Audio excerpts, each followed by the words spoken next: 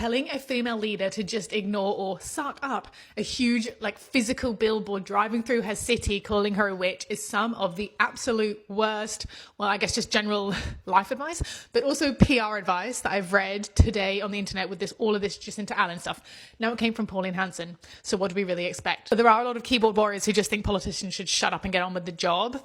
This is why that is not a good idea. So if you missed this today, a truck partly funded by a Melbourne brothel owner and a couple of other businesses has been driving around Melbourne CBD, and it's basically, here it is, lovely here, displaying AI-generated images of the Premier, Jacinta Allen, in a witch's hat alongside this exact same kind of ditch the witch slogan that was used against Julia Gillard 15 years ago. I have read most of traditional media, which I will come on to, kind of covering it in the way that it should be, very misogynistic and condemning the action. I have read a lot on social media that is not doing quite that. Look, a lot of people are saying that she's made a big PR mistake by calling out the issue and turned it into something bigger, and she took the bait and she's given the trolls exactly the national media attention that they were desperate for, which is correct in some ways, right? And some of the media are absolutely weaponizing this story for clicks, which is not that surprising. I'm talking about the Herald Sun here, knowing their editorial policy and some of the stories that I've worked with the Sun on.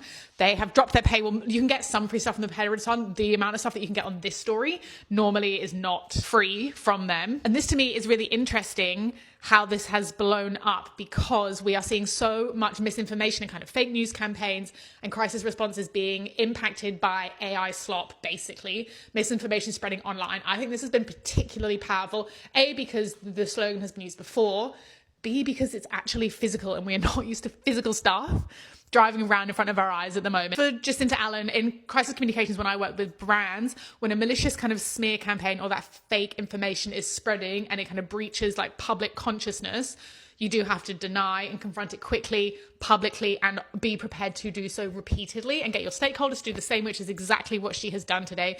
It's at the minimum kind of response that you would expect to be able to start to combat it. If she sat there and just took this in silence, she's not only normalizing abuse for every other woman in leadership, and she shouldn't have to do that, but secondly, she's missing an opportunity to take a stand and take the people with her who also agree the same thing, which I hope is the majority of people.